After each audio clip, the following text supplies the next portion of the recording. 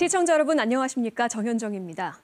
KBS가 지역 공영방송의 새로운 모델을 만들기 위해 실험 중인 7시 오늘 제주 13번째 시간 시작하겠습니다. 먼저 오늘 제주에서 준비한 주요 소식부터 전해드리겠습니다. 제주공항 사전 타당성 용역에서 프랑스 업체인 ADPI에서 수행했다는 제주공항 확충 방안 용역을 놓고 횡령 의혹까지 나오고 있는데요. 어떤 사연인지 친절한 뉴스에서 자세히 알아보겠습니다. 비자림로 공사를 놓고 찬반 논란이 끊이질 않고 있는데요. 5번째 국제학교를 놓고도 논란이 일고 있습니다. 뜨거운 지역 현안들을 놓고 지역 정치인들이 생방송으로 토론하는 풀뿌리 정치 토론. 오늘은 도의원 2명이 대결을 펼칩니다. 그제 제주에서 열린 한국의 과거사 청산 심포지엄에 참석한 파비앙 살비올리 UN 진실정의 배상 재발 방지 특별 보고관을 만나 제주 4.3에 대해 물어봤습니다. 4.3 71주년 추념식도 이제 얼마 남지 않았는데요. 6번째 신청을 통해 희생자와 유족 5천여 명이 정부의 추가 인정을 손꼽아 기다리고 있습니다. 오늘 제주 현장에선 마지막 심사만 남겨둔 4.3 희생자를 만나보겠습니다. 이면희 기자가 그 현장에 나가 있습니다. 임 기자, 지금 나가 있는 그곳이 어디인가요? 네, 저는 4.3 중앙위원회 마지막 희생자 심사를 앞두고 발표를 기다리고 있는 송순희 할머니를 만나 뵙기 위해 인천에 와 있습니다. 네, 인천 멀리 나가 있군요. 지금 송순희 할머니와 함께 있죠. 직접 그분과 이야기를 좀 들어볼 수 있을까요? 네, 송순희 할머니는 4.3 당시 수영 생활을 하시다 지금은 인천에서 살고 계신데요. 할머니 안녕하세요. 안녕하세요. 고향이 제주신데 인천에서 살고 계십니다. 네, 제주도 이기대요. 네, 4.3 당시에 고향을 떠나시고 서귀포 경찰서에서 어떤 일이 있으셨나요? 네. 서귀포 경찰서로 잡혀 들어가는데 서귀포 경찰서에서 고문받고 제주시 경찰서로 가서 제주시 경찰서에서 군사재판 받고 전주로 행모소로 전주에서 살다 한 2개월 있다 안동 행모소로 가서 안동 행모소에서 석방됐다.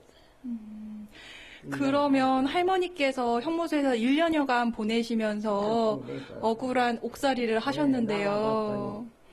가족분들 생각은 많이 나셨겠어요? 네, 아무도 없어요. 못 만났어요. 사람이 다 죽어버리고 없고 가족도 못 만나보고 그대로 살다 그냥 여기로 인천으로 나온 거예요. 6일 때 나왔어요. 그 당시에 3살 어린 딸과 형무소를 가셨는데 당시 불법 재판을 받으셨잖아요. 제목은 기억나세요? 아무 소리도 없고 묻지도 않고 그대로 그냥 재판하대요. 누구 1년, 2년 그냥 그렇게만 말하고 묻지도 않고 군사재판 받아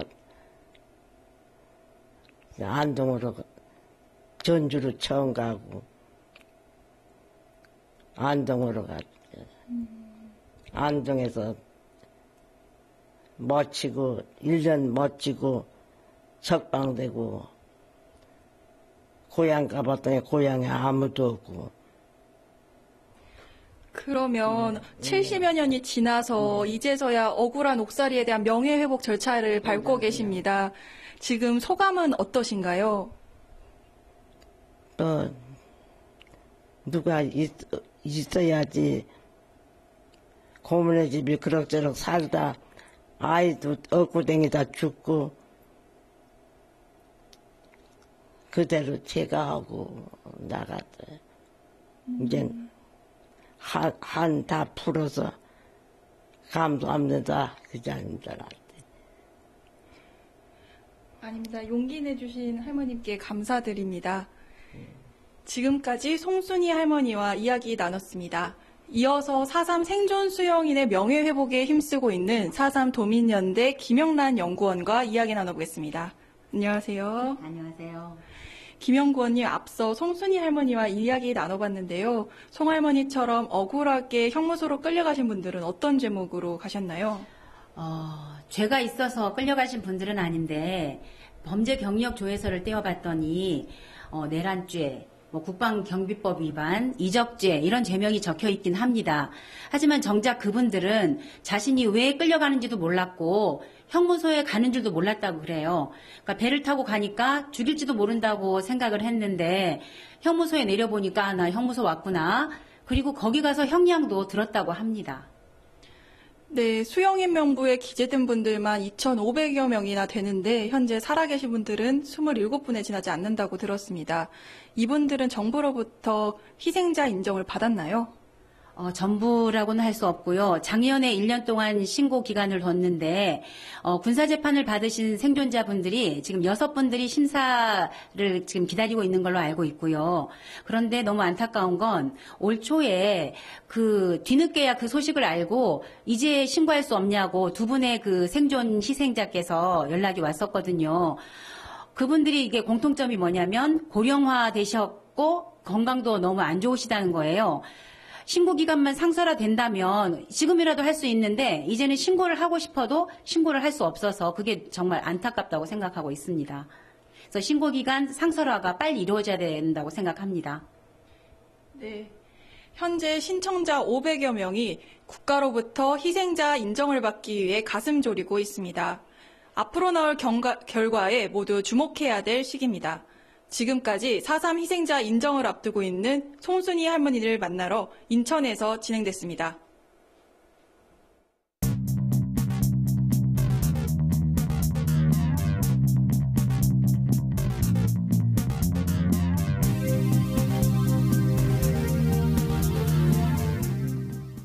오늘 하루 뉴스를 정리해드리는 뉴스브리핑 손보라입니다.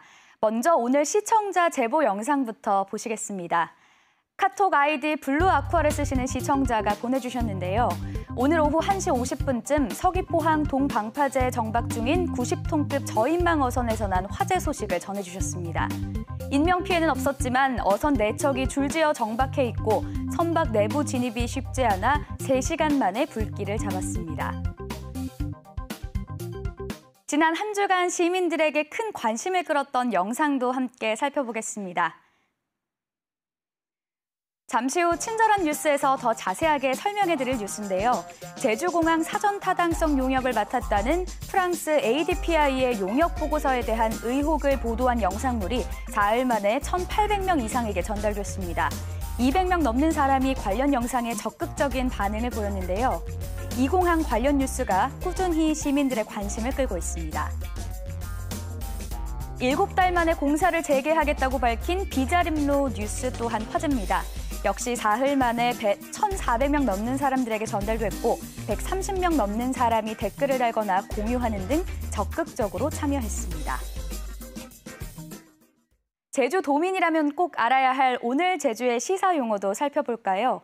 오늘은 제주 4.3 특별법 개정안에 담겨져 최근 많이 듣게 되는 배상과 보상에 대해서 알아보겠습니다. 손해배상이란 다른 사람의 위법한 행위로 발생한 손해를 배상해주는 것을 말합니다. 손해를 발생시킨 주체가 공권력일 수도 있고 개인일 수도 있겠죠. 제주 4.3의 경우엔 공권력의 불법 행위로 피해를 입은 희생자들에게 국가가 배상해야 한다는 의미로 사용되고 있습니다. 손실보상이란 손실이 발생했을 경우 적법한 공권력 행사로 보상해주는 제도를 말합니다. 아무리 적법하게 공권력을 행사했다고 해도 국민에게 피해를 줬다면 당연히 보상을 해야겠죠. 제주도가 올해 초 강정마을 공동체 회복 지원을 위해 9천억 원이 넘는 지역발전 계획 사업을 발표했는데요. 해군기지 반대 주민회는 주민을 우롱하는 사업 부풀리기라고 비판했습니다. 과연 어떤 사연인지 강정훈 기자가 자세하게 전해드립니다. 제주도가 지난달 정부와 조정을 거쳐 확정했다는 강정지역 공동체 회복 사업은 39개 사업에 9,600억 원 규모. 반대 주민회는 사업 부풀리기 꼼수라고 반발했습니다. 조례에서 지정한 지역적 범위와 내용적 범위를 왜 그렇게 숱하게 어겨가면서 사업 예산을 부풀렸는지 이 부분에 대해서도 확실한 대답이 2년 전 제정된 관련 조례입니다. 서귀포시 대천동 일대를 대상으로 생태 친화 사업을 비롯해 주민복지와 소득 증대, 구상금 청구 소송 해결 등으로 사업 계획을 수립하도록 했습니다. 반대 주민회는 이와 달리 크루즈 관련 시설 사업과 사실상 해군 복지 시설인 민군 공동 이용 시설, 해군 시설인 해양안보관 등이 사업에 포함됐고 서귀포 의료원 현대화 등 지리적 범위를 벗어난 것까지 합하면 4천억 원 넘는 사업이 조례 위반이라고 주장합니다. 제주도 자체 도시계획 사업과 기존 하천 정비 사업도 왜 포함했는지 반문했습니다. 이를 합치면 2,404억 원에 달한다. 위 조례를 위반한 사업까지 합치면 6,654억 4,600만 원이라는 수치가 부풀려진 것에 해당한다. 제주도는 조례 제정 전인 2012년에 첫 확정된 사업이라고 해명했는데 문제는 그 다음입니다. 제주도가 지난해 9월 사업을 추가 조정해 정부에 요구하는데 이땐 조례가 제정된 뒤로 조례상 사업계획 심의를 거치지 않은 겁니다. 제주도는 지난해 말에야 해당 위원회를 구성했다는 해명과 함께 반대 주민회의 문제 제기를 검토해 답변 여부를 결정하겠다고 밝혔습니다. KBS 뉴스 강정훈입니다. 조례 위반 논란이 일고 있는 곳이 또 있습니다. 중산간 난개발 비판을 받으면서도 최근 최종 사업 시행 승인을 받은 신화련 금수산장 사업장인데요. 앞으로 사업 추진을 위해 지하수 개발을 해야 하는데 지하수 허가량이 이미 적정량을 초과한 지역이어서 논란이 일고 있습니다. 보도에 박천수 기자입니다.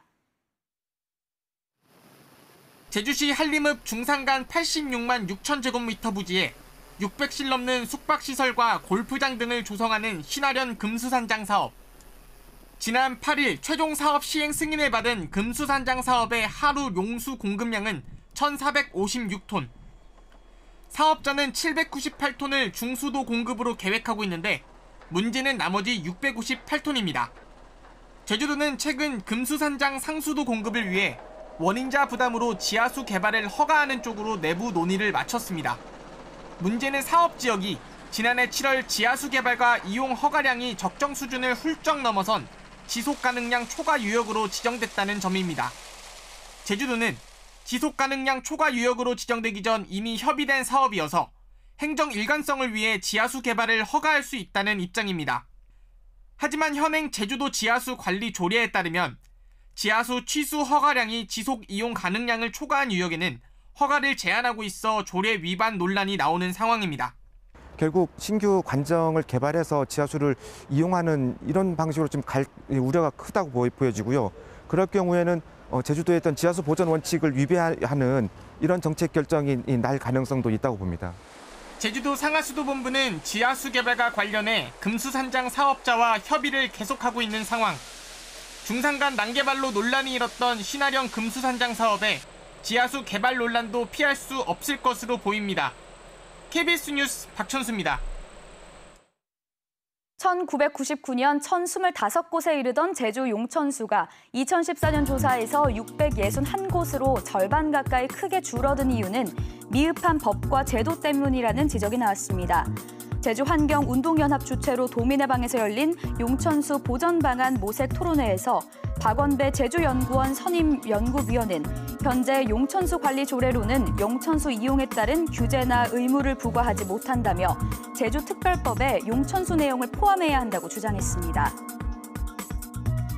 제주시 지역 초지에서 무단으로 농작물을 재배하는 사례가 2017년 18건 22헥타르에서 지난해 28건 61헥타르로 건수는 2배 가까이, 면적은 3배 가까이 급증했습니다.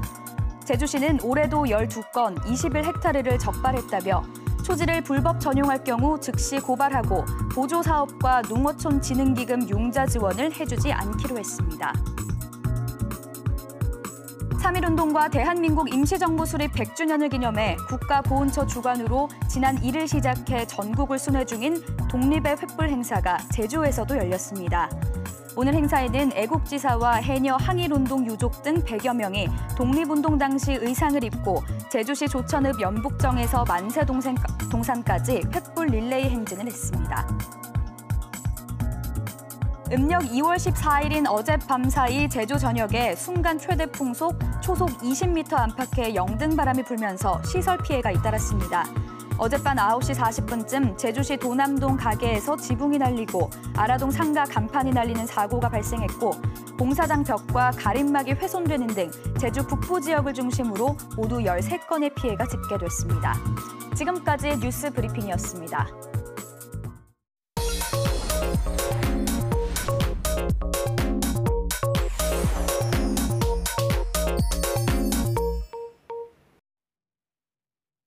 어렵고 복잡한 뉴스를 쉽게 설명해드릴 친절한 뉴스. 오늘은 최근 KBS에서 여러 차례 단독 보도해드리고 있는 제주공항 사전 타당성 용역과 관련해 의문이 커지고 있는 ADPI 용역에 대해 자세히 전해드리겠습니다. 스튜디오에 최승민 기자 나와 있습니다. 안녕하십니까? 네, 안녕하세요. 네. 먼저 이 ADPI 용역이 뭔지 좀 설명을 듣고 이야기 시작해보죠. 네, ADPI는 바로 회사 이름입니다. 파리공항공단 엔지니어링이라고 프랑스의 엔지니어링 업체입니다. 이 업체는 2016년 영남권 신공항 사전 타당성 용역을 도맡아서 수행하기도 했는데요. 2015년 제주공항 인프라 확충 사전 타당성 용역을 맡은 용역진은 그해 초에 ADPI와 하도급 계약을 맺겠다며 국토부에 공문을 보냈습니다. ADPI 측의 제주공항 시설 여건 분석과 개선 방안, 현 공항의 활용 극대화를 위한 대안 등 사전 타당성 용역에 포함되는 하도급을 맡기는 건데요. 기간은 11달에 금액은 9만 9천 유로. 현재 환율을 따졌을 때 우리 돈 1억 2,700만 원 가량입니다. 네, 뭐 금방 말씀하신 대로 영남권 신공항 사전 타당성 용역을 도맡아서 하기도 했고요. 네. 또 사전 타당성 용역진이 용역에 대한 하도급을 준 거잖아요. 네. 여기에 뭐가 문제가 있는 건가요? 네, 하도급을 주는 건 전혀 문제가 안 됩니다. 문제는 그 하도급에 대한 결과인데요. 먼저 사전 타당성 용역에 대한 설명을 드리면요. 크게 두 가지로 구분돼 있습니다. 첫 번째는 현 제주공항의 단기 확충 방안, 그러니까 이른 시일 안에 시설 확장, 처리 용량을 늘리는 방안을 찾는 거고요. 두 번째가 장기 확충 방안, 이게 바로 제주공항의 활주로를 늘린다든지 하는 제주공항 확장 방안과 기존 제주공항을 폐쇄하고 대형 신공항을 건설하는 안, 그리고 제2공항 건설의 세 가지 안으로 돼 있습니다. 그런데 ADPI가 맡은 용역을 보면 제주공항 시설 여건 분석과 개선 방안, 현 공항의 활용 극대화를 위한 대안이거든요. 이 두 번째, 그러니까 현 공항의 활용 극대화를 위한 대안은 장기 확충 방안으로 해석될 수 있는 거죠. 그런데 국토부는 ADPI가 단기 확충 방안만 용역을 맡았다고 공식적으로 밝혔습니다. 국토부의 얘기 들어보시죠. 제주공항에 대한 단기 확충 사업은 ADPI가 전적으로 맡아서 수행했습니까? 그 부분을 잘라서 이제 하도급을 줬고 그 하도급을 받은 내용을 가지고 이제 원도사에서 그 내용을 본인들이 검토를 했지 않겠습니까? 검토를 해서 최종 보고서 안에 반영을 시킨 거죠. 네. 이 국토부 주장대로라면 사전 타당성 용역 중에 제주공항 단기 확충 방안을 ADPI가 맡아서 했다는 건데 네. KBS 취재 결과 그렇지 않았다는 거죠? 네, 맞습니다. 그 화면을 한번 보실까요? 그 사전 타당성 용역 최종 보고서에 실린 내용입니다. 용역진은 제주공항 단기 확충 방안에 국토부 주관의 제주공항 운영 효율화 인프라 확충 협의체를 통해 논의한 결과를 종합했다고 밝혔습니다. 이 협의체는 2014년 12월부터 다음해 5월까지 정부와 제주도, 공항공사와 학계 등에서 50여 명이 참여했고 여러 차례 회의를 통해 제주공항 개선 방안을 도출했다고 설명하고 있습니다. 제주공항 단기 확충 방안을 ADPI에서 전적으로 맡아서 했다는 국토부 주장과는 전혀 맞지가 않는 건데요. 취재진의 질문에 국토부는 ADPI 자료를 포함해 협의체에서 회의를 했을 거라고 해명은 했는데 확신하지 못했습니다. 사전 타당성 용역진은 오히려 국토부에 물어보겠다고 말했습니다.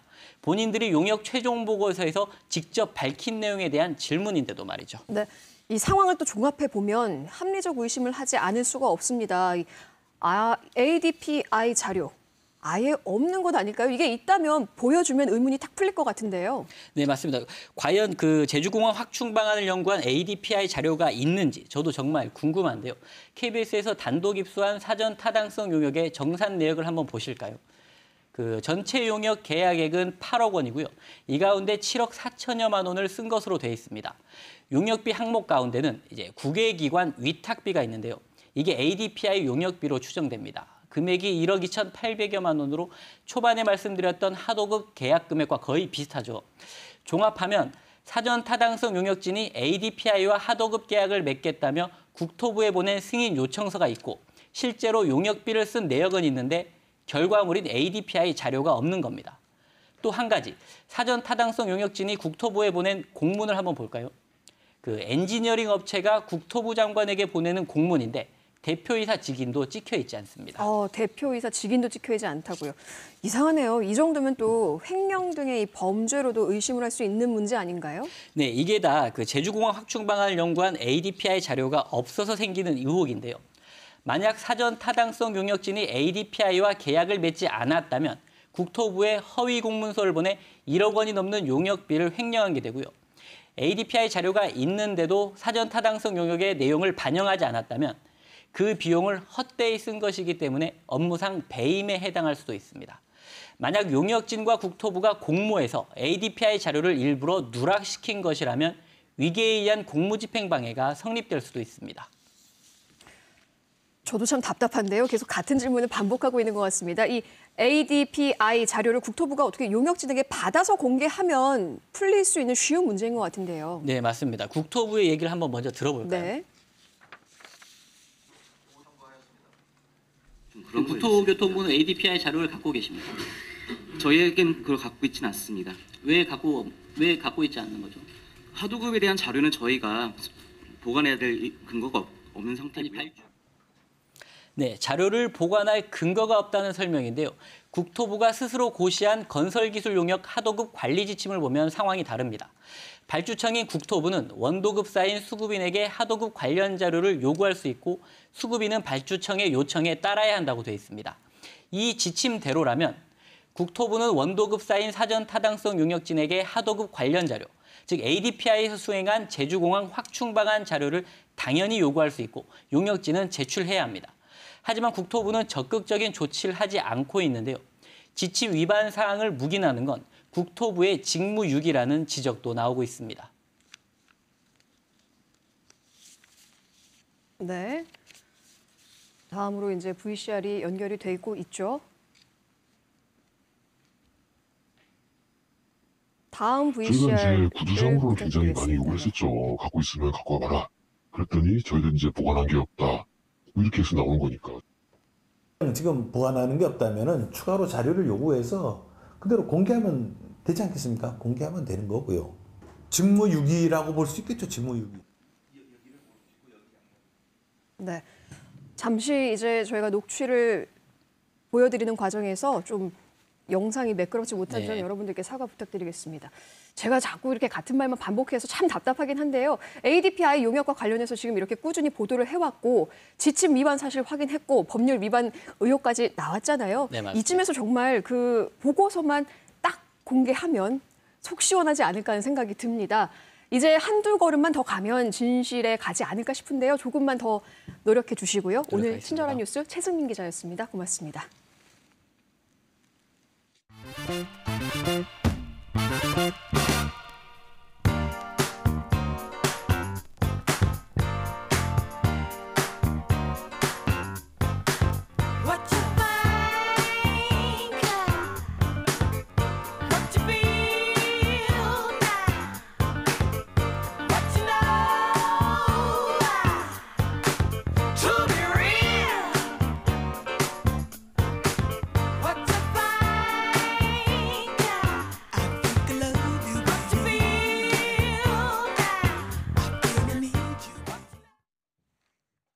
일곱 시 오늘 제주에서 2달여 만에 다시 선을 보이는 풀뿌리 정치 토론 시간입니다. 지역 현안을 상반된 시각에서 달아보는 코너인데요.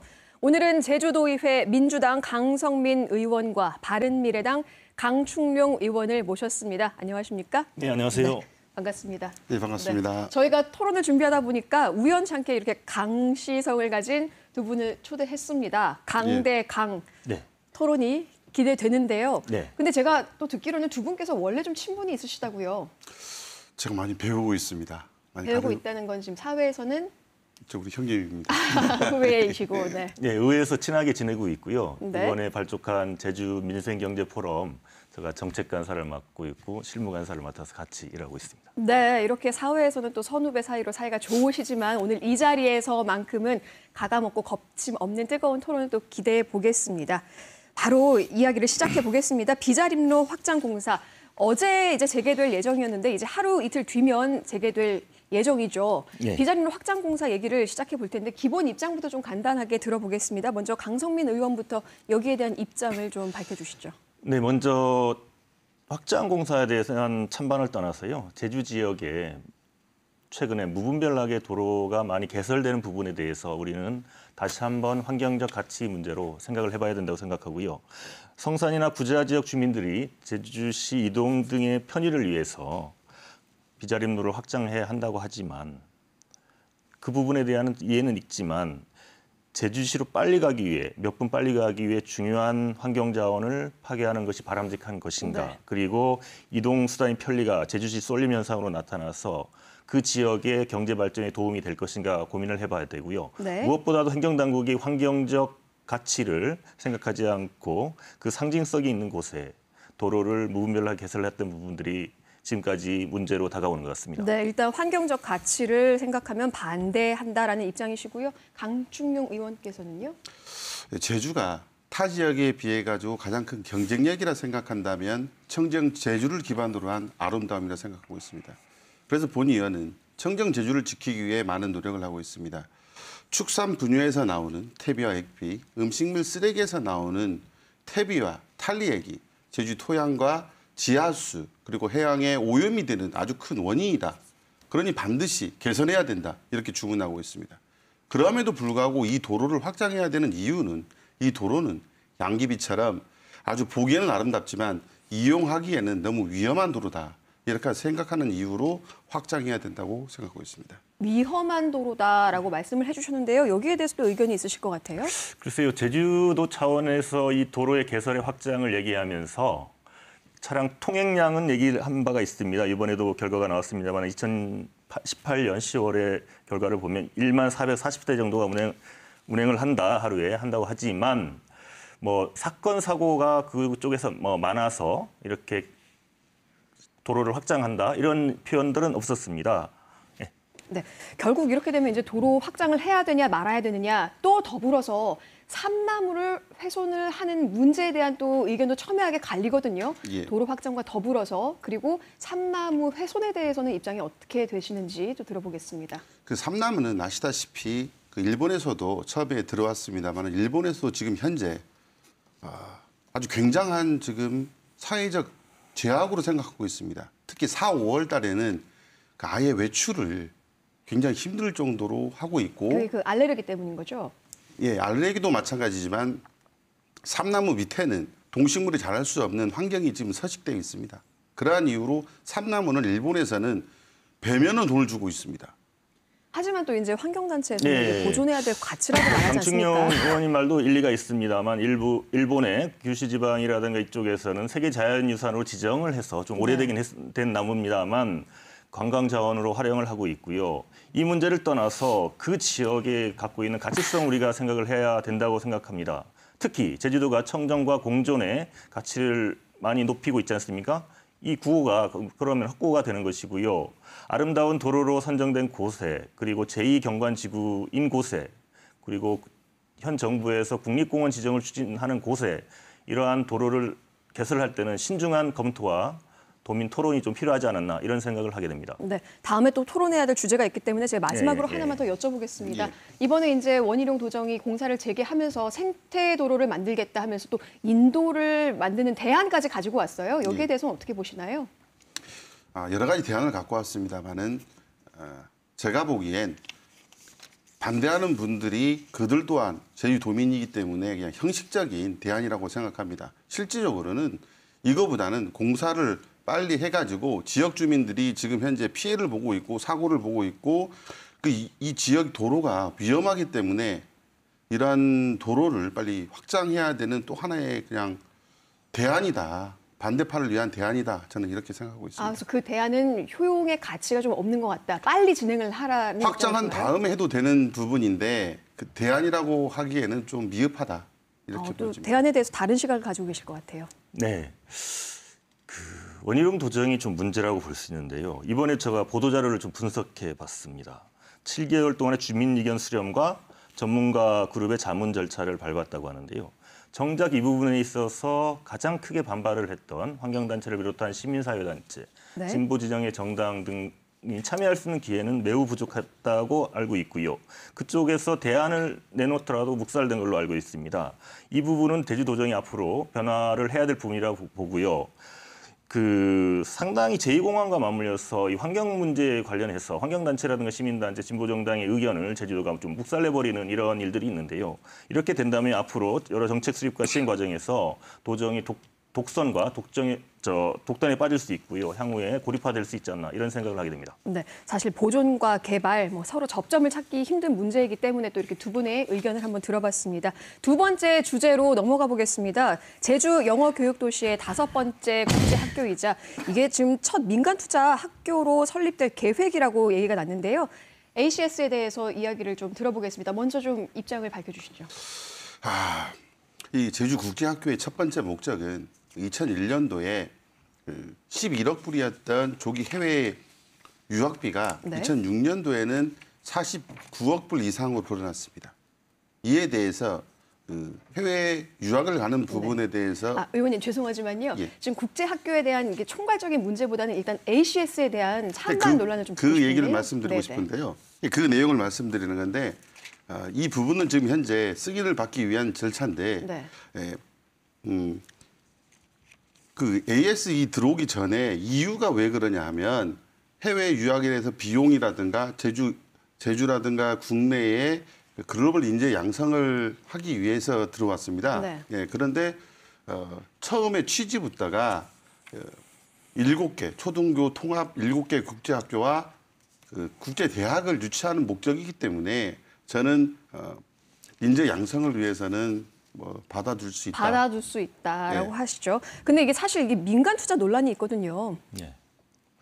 맞습니다. 이게 민간 투자를 하게 된 이유가 상당히 중요한데요. 네. 특별자치도 출범 이후에 영어 전용 타운이었죠. 영어 전용 타운에서 영어 교육도시로 명칭이 바뀌었는데 과실송금이라는 게 있는데요. 국토부 차원에서는 이 부분을 계속적으로 요구하고 있고 지금 제인스라는 회사가 이 국제학교를 관리를 하는데 적자가 무려 5,500억이나 됩니다.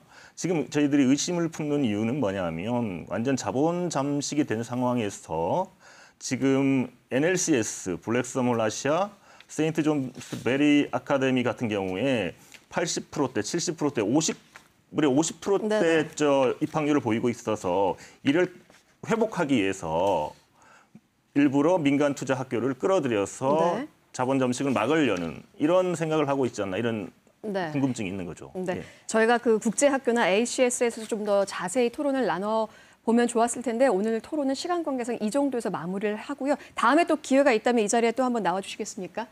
네, 감사합니다. 네, 뜨거운 토론 감사드립니다. 인간적으로 참 친한 것 같은데 이렇게 치열하게 또 토론을 하게 돼서 죄송스러운 마음도 들지만 다음 기회에 또 한번 부탁드리겠습니다. 고맙습니다. 네, 감사합니다. 네, 고맙습니다. 네, 고맙습니다.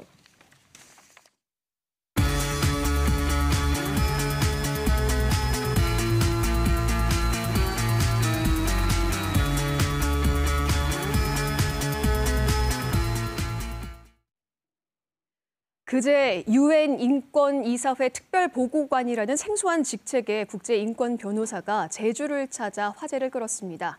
국제인권 기준에서 본 한국의 과거사 청산 국제심포지엄에 참석한 파비앙 살비올리, UN 진실 정의 배상 재발 방지 특별보고관이 그 주인공인데요. KBS는 파비앙 살비올리 박사와 만나 제주 4.3의 국제적인 해결 가능성에 대해 이야기를 나눠봤습니다. 김가람 기자가 만났습니다. 네, 안녕하세요. 네, 먼저 그 UN 진실정의 배상 재발방지 특별보고관이 어떤 자리인지 설명을 좀 부탁드리겠습니다. Yes, my mandate is to address the transitional justice processes. That means the path from the dictatorship to democracy or the exit of an armed conflict, and how to deal with the past in terms of memory, truth, justice, reparations for the victims, and institutional reform in order to non-recurrences. 보고관께서는 4.3 사건에 대해서 인지하고 계신지, 그리고 이것이 어떻게 처리되고 있다고 생각하시는지 여쭙고 싶습니다. Yeah, yes, I'm aware. I studied the situation. I heard some testimonies. It is clear there were some steps, but I guess you need to go deeply, more deep, to really obtain all the truth, to really establish reparations, and of course to continue working in terms of memory. I know here in Jeju there are some interesting things and good practices to show to other parts of the world, but the process is not finished yet. 이 한 국가를 넘어서 국제 정세 속에 발생한 이런 사건들을 처리하는 데 있어서 진실과 정의의 문제를 어떻게 접근해야 된다고 생각하시는지 궁금합니다. Well, you should address all the situation, and you should address all the possible states implicated in the issues, of course. So the Truth Commission should have mandate to study all the picture, because you can't have half truth.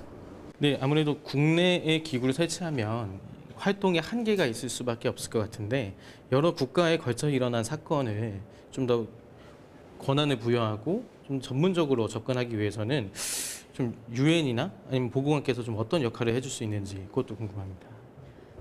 Why not? So it's not in my hands, but there are some international bodies that you can address and people can address to ask the possibility, and the Human Rights Council in the UN is the space to decide this kind of issues. 이 배보상에 대해서는 현재 정부에서 이 금전적인 규모 때문에 난색을 표하고 있거든요. 이 정부에서 이 배보상 문제를 어떻게 접근해야 된다고 생각하시는지 궁금합니다. Well, full reparation for this kind of issues is not a political willingness depend. It's an obligation. It's an international obligation, and the state should accomplish this obligation first. And second, it's not too much money. How is the cost of your son? How much it cost the life of your son? So I think it's offensive for victims say that. So if there were serious human rights violations, the priority must be to compensate and to repair in a full way the victims. 마지막으로 이 4.3에 대해서 어떤 역할을 기대할 수 있는지 한 말씀 부탁드리겠습니다. No, just of course my mandate is open to receive inputs and to receive communications from different situations around the world, and of course I am here because I was invited by the organizers, and they are very engaged on those issues, and my presence here means a commitment. 오늘 인터뷰 여기까지 하면 될 것 같습니다. 감사합니다. Thank you.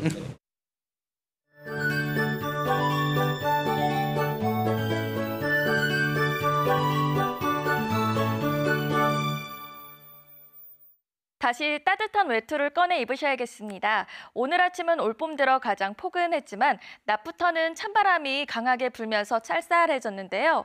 모레 아침까지 계속해서 찬바람이 불겠고 체감 온도는 뚝 떨어지겠습니다. 옷차림에 신경 쓰시기 바랍니다. 내일 아침은 6에서 7도 분포로 다소 쌀쌀하겠고요. 낮에도 오늘보다 기온이 낮겠습니다. 내일은 하늘에 구름이 많이 지나다 오후부터 대체로 맑아지겠고요. 바람이 강하게 불어 대기 확산은 원활해 공기질은 종일 깨끗하겠습니다. 다음은 내일의 기온과 해상 날씨입니다. 내일 아침 최저 기온 6에서 7도 분포로 동부 지역을 제외하고는 어제 같은 시각보다 4도 정도 낮겠고요. 낮 최고 기온은 8에서 14도 분포로 오늘보다 약간 낮겠습니다. 현재 제주도 전해상과 남해서부 서쪽 먼바다에 물결이 매우 높게 일면서 풍랑주의보가 내려져 있습니다. 내일까지 바람도 강하게 불겠고 물결도 매우 높게 일면서 안개가 짙게 낀 해역도 있겠는데요. 해상 활동하시는 분들은 각별히 주의하시기 바랍니다. 이 시각 제주공항은 흐리지만 제주기점 항공편은 정상 운항되고 있습니다. 주간 날씨입니다. 모레 아침까지 찬바람이 불면서 쌀쌀합니다. 따뜻한 옷차림 하셔야겠고요. 다음 주 초까지 대체로 맑은 날들이 이어지겠습니다. 날씨였습니다. 저희들은 4월 1일부터 매주 월요일에서 목요일까지 저녁 7시부터 40분간 여러분과 만날 수 있도록 준비하고 있습니다. 지역 공영방송의 새로운 모델을 만들기 위해 실험 중인 7시 오늘 제주에 그 무엇이든 주저하지 마시고 의견이나 제보 보내주시고 응원 부탁드립니다. KBS의 주인은 시청자 여러분입니다. 다음 주 목요일 저녁 7시에 다시 뵙겠습니다. 고맙습니다.